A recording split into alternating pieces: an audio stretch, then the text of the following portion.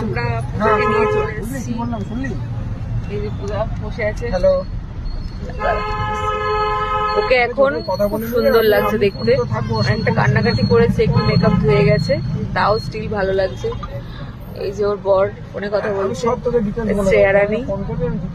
শ্রেয়ারানি চোখে এটা কি হয়েছে? এটা এটা এটা লেগেছে শুধু। ওই যে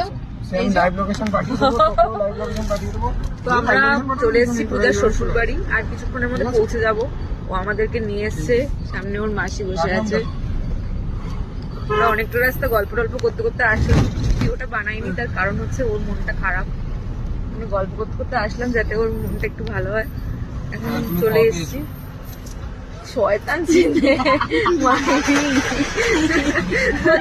বলে আমি নাকি ক পেয়েছি। আমি তো কই পেয়েছি, আমি তো ক প্লাস।